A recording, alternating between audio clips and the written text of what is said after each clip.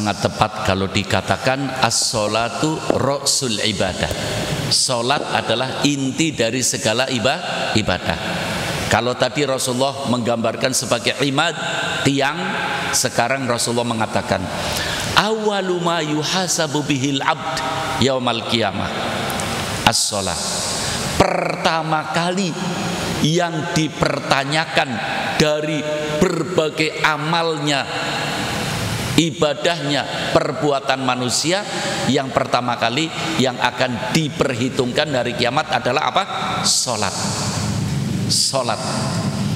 Ibadah kita kan beraneka ragam, amal kita kan banyak, beraneka ragam amal kita. Dari segitu banyaknya ibadah, dari segitu banyaknya amal, hari kiamat yang pertama kali diperhitungkan adalah apa? Salat. Coba amati, Rasulullah mengatakan fa in soluhat soluhasairu amali. Ketika diperiksa salatnya beres, Allah mengatakan malaikat yang lain tidak usah diperiksa, gandeng aja masuk surga. Allah. Berarti ukuran ibadah adalah salat. Ketika diperiksa sholatnya beres, Allah mengatakan malaikat yang lain tidak usah diperiksa, langsung saja. Tapi wa in fasadat, kalau sholatnya tidak beres, Allah mengatakan lihat yang lain, hancur semuanya. Na'udzubillah min dzalik. Makanya tepat. Ini untuk akhirat. Untuk dunia bagaimana? Untuk dunia juga ukuran kehidupan kita nyaman, senang, selamat, indah, bahagia. Itu ukurannya apa? Sholat. Pakar-pakar tasawuf mengatakan qil wazin nafsaka bis sholat. Qil wazin nafsaka bis sholat.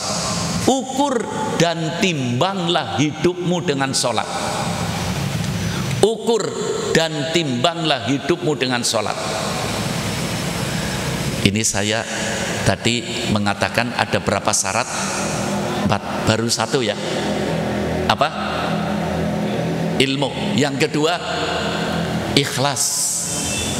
Semua ibadah akan diterima oleh Allah, dasarnya ikhlas.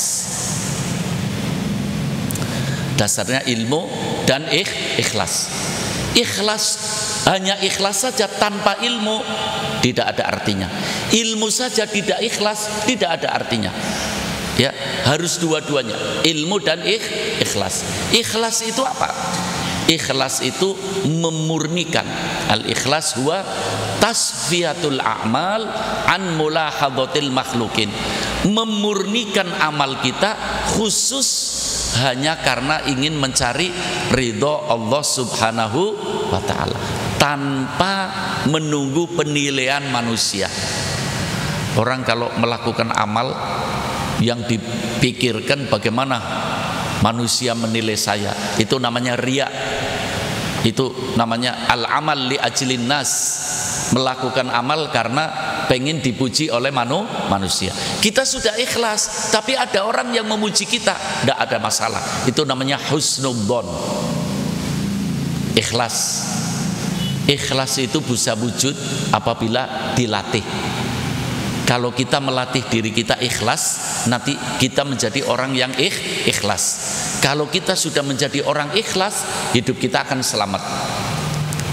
Setan pernah menyatakan kepada Allah dalam Al-Quran. Allah kutip, ya Allah, seluruh hambamu, kata Allah, seluruh hambamu ya Allah aku goda, kata setan, seluruhnya aku goda. Tapi ya Allah, ada hamba-hambamu yang aku tidak mampu menggoda. Siapa? Setan sendiri menyatakan illa ibadaka minhumul mukhlasin. Ini pernyataan setan dikutip oleh Allah dalam Al-Quran.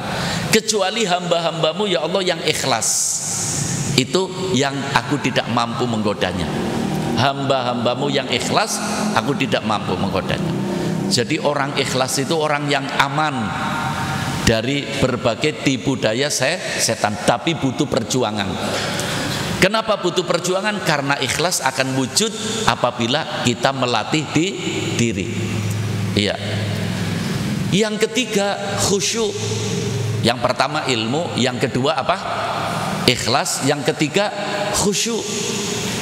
Khusyuk itu artinya konsentrasi.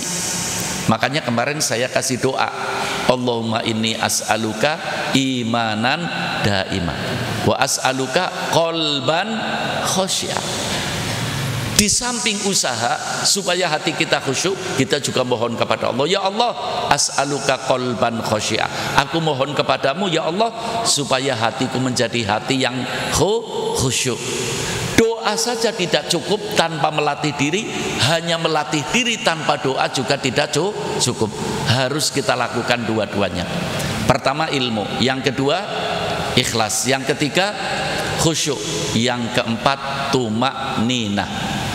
Yang keempat apa?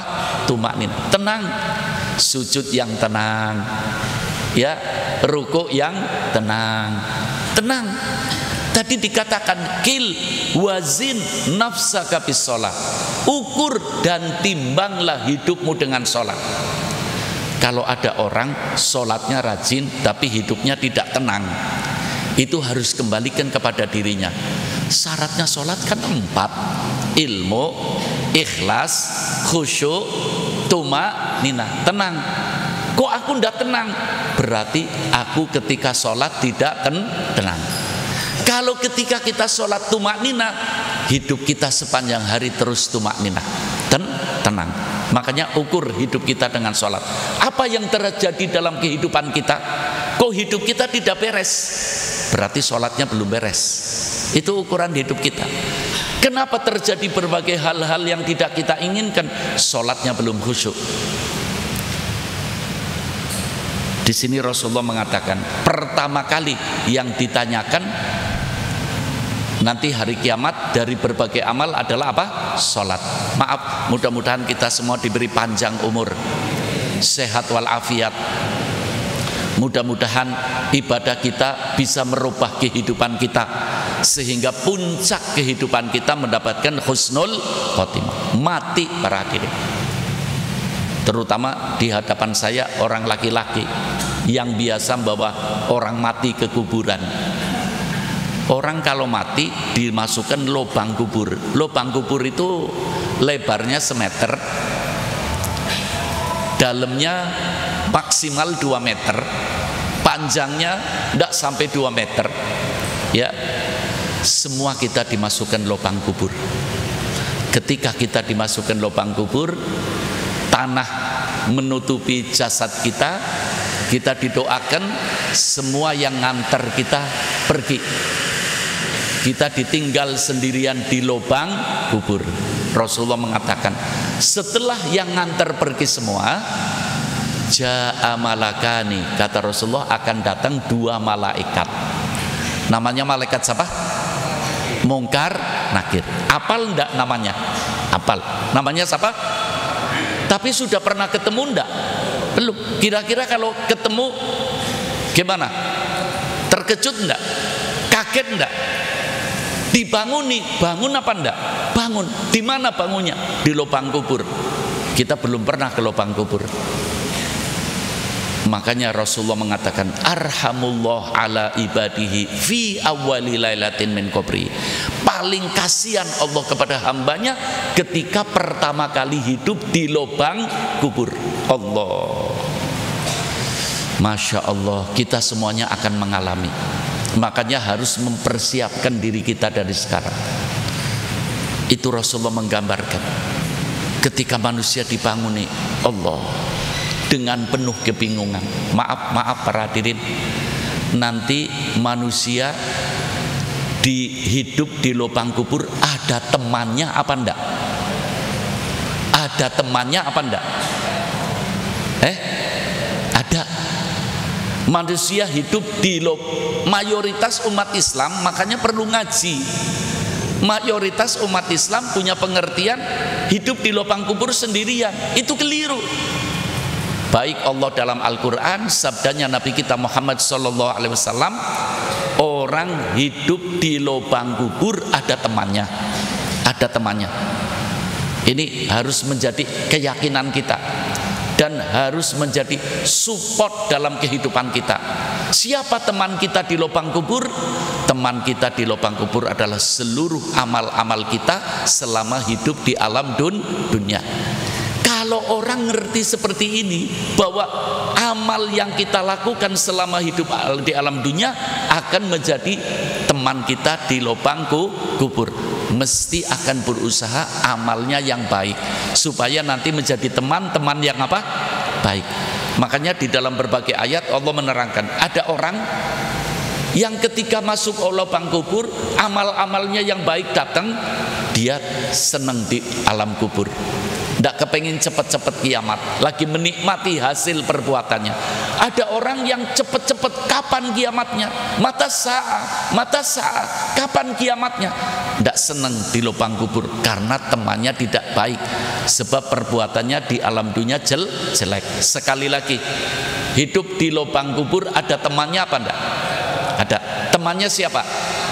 Amal kita, seluruh amal kita. Sekarang pertanyaannya, siapa amal kita yang pertama kali mendatangi kita di lubang kubur? Siapa? Salat. Allah, sallu ala Nabi Muhammad. Amal-amal lain belum datang, salat yang datang. Dengarkan satu informasi penting dari Nabi kita Muhammad sallallahu alaihi wasallam yang diriwayatkan oleh Al-Imam Ad-Daruqutni dalam sanad yang sahih.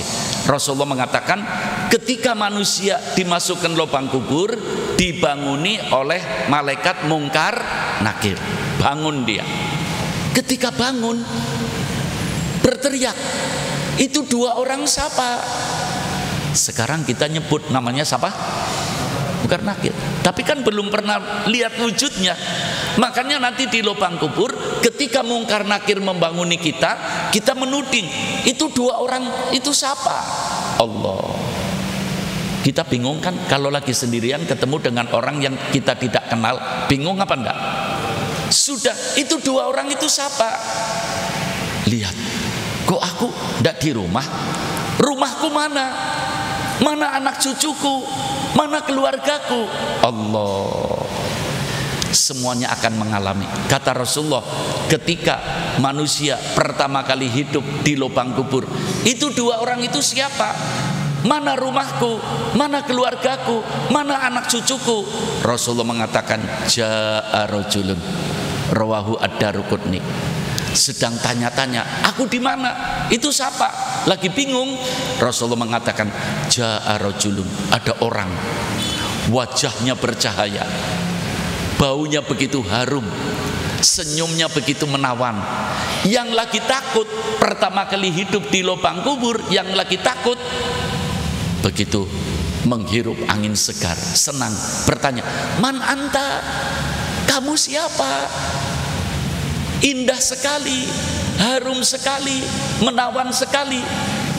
Yang ditanya mengatakan, ana sholatuka. Allah, sallu ala Nabi Muhammad. Sallu ala Nabi Muhammad. Yang datang siapa? Salat. Yang datang siapa? Salat. Ana sholatuka. Allah. Yu'anikuhu, dipeluk itu orang oleh salatnya. Malaikat mungkar nakir banguni kita, kan mau nanya, man rabbuka, man nabiyuka, ma kiblatuka, ma imamuka. Ketika orangnya mau ditanya, sudah dipeluk oleh sholatnya. Kira-kira mungkar nakir tanya apa enggak? Tanya. Langsung orang itu dipegang tangannya. Sini, kata mungkar nakir, aku tunjukkan tempatmu sekarang ini. Itu Raudhatul Jannah, taman surga. Ini penyebabnya apa? Penyebabnya sholat. Sholat. Makanya tancapkan dalam hati kita, sholat adalah prioritas utama dalam hidup kita. Ukir dalam dada kita, sholat adalah prioritas pertama dalam hidup kita. Jangan sampai kita ketinggalan sholat. Coba kita amati para hadirin, ketika Allah memerintahkan ibadah puasa, ayatnya dari langit turun. Allah perintah ibadah haji, ayatnya dari langit turun. Allah perintah zakat, ayatnya dari langit turun. Tapi ketika Allah akan perintah sholat, bukan ayatnya yang turun, tapi nabinya diangkat ke atas dari begitu pentingnya sholat. Sholat mempunyai peranan yang sangat penting.